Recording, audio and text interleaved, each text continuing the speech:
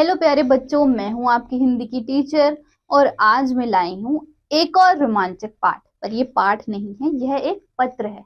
तो आइए पढ़ते हैं। पाठ 4, विद्यालय में अनुशासन। 2/27, मोती नगर, नई दिल्ली 110014। दिनांक: प्रिय अनुज मनमोहन, स्नेह आशीर्वाद।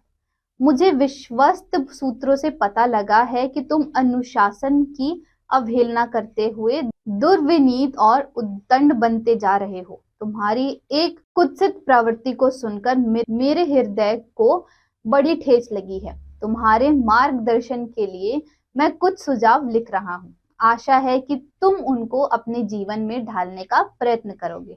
अनुशासन जीवन का मुख्य आधार है। यह उस सदाचार की नींव है जो जीवन का मुकुट और गौरव है।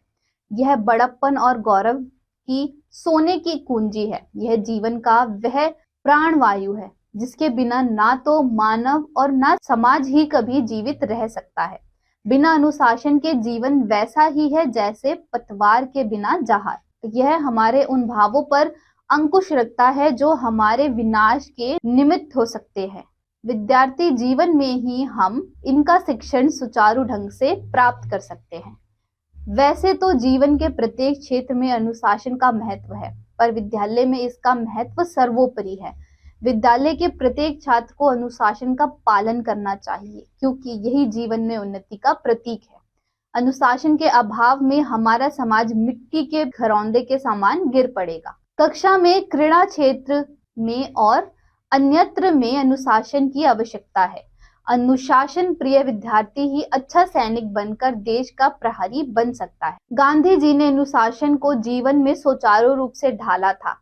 इसी कारण उन्हें विश्व में ख्याति प्राप्त हुई। स्वतंत्र भारत में तो विद्यार्थी की अधिकाधिक अनुशासन प्रिय होना चाहिए, क्योंकि इसी से हमारा देश चतुर्मुखी उन्नति कर सकता है और उसकी सुरक्षा स्थायी हो सकती है। अनुशासन का पालन करना आरंभ में कुछ अखरता अवश्य है, पर इसका फल मधुर होता है। अनुशासन प्रिय छात्र ही अपने देश के गौरव को बढ़ा सकता है। आशा है तुम इस पत्र को पढ़ने के बाद दुर्विनीता और उद्दंडता को छोड़कर अनुशासन प्रिय बनोगे।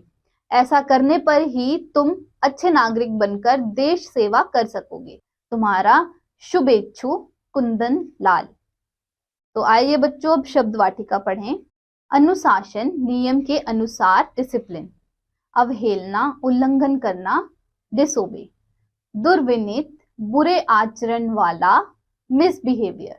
उद्दंड, शरारती, नॉटी। कुत्सित, बुरे, बैड। प्रवृत्ति, स्वभाव, नेचर। निमित्त, कारण, कॉज। प्रहरी, पहरेदार, रक्षक, गार्ड।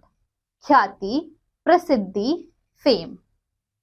तो बच्चों, इस पत्र में बस इतना ही। मुझे उम्मीद है आपको इस पत्र से पत्र लिखने का तरीका तथा उसके अलावा काफी सारी जानकारियां प्राप्त हुई होंगी। मैं आपसे मिलूंगी अगली कक्षा में एक और नए पाठ के साथ।